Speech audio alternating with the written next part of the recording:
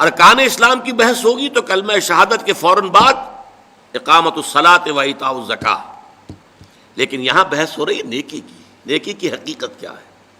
اس میں وہ ہمدردی کا مادہ وہ پہلے ہے اور نماز اور زکوٰۃ بعد میں. اور ان دونوں چیزوں پر غور کیجئے تو ایک عجیب جو ہے اس میں حکمت نظر آتی ہے کہ اس سے پہلے جو دو چیزیں ہمارے سامنے آئی ہیں نیکی کی بحث میں، ایک ایمان اور ایک خرچ کر سکنا، ضرورت مندوں کی ضرورتیں پوری کرنا میں اپنے مال کو خرچ کر سکنا. اب ان دونوں کے لیے گویا کہ دو ستون گاڑ دیے گئے ہیں ہمارے دین کے نظام میں. ایمان کو تازہ رکھنے کے لیے نماز ہے، دن میں 5 مرتبہ اپنے مصروفیات سے نکلو. صبح کی نیند بڑی سہانی ہوتی ہے، اسے توڑ کر اٹھو اور اٹھو اللہ کے حضور میں حاضر ہو، کھڑے ہو جاؤ، وضو کرو، کھڑے ہو جاؤ، نماز پڑھو، اللہ سے اپنا عہد جو ہے تازہ کرو.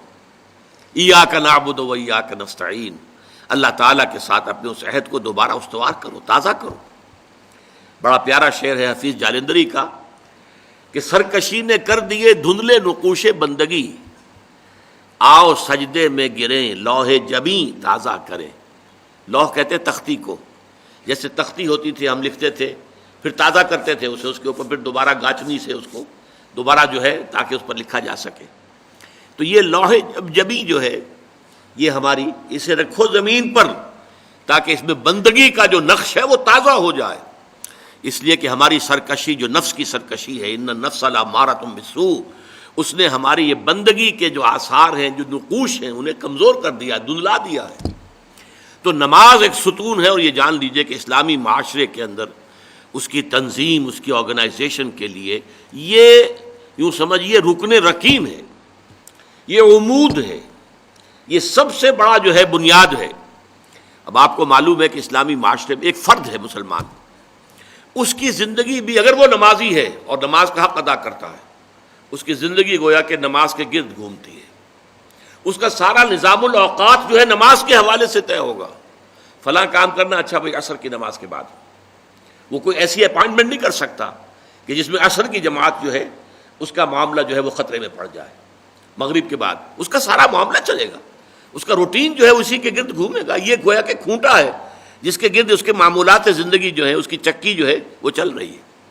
اسی طریقے سے معاشرہ، اب 5 مرتبہ دن میں مسلمان مسجد میں جمع ہو رہا ہے، ایک امام کے پیچھے کھڑے ہیں، اور ایک دفعہ ہفتے میں جو ہے بڑی آبادی کے لوگ جو ہیں مسجد جامع میں جمع ہو گئے.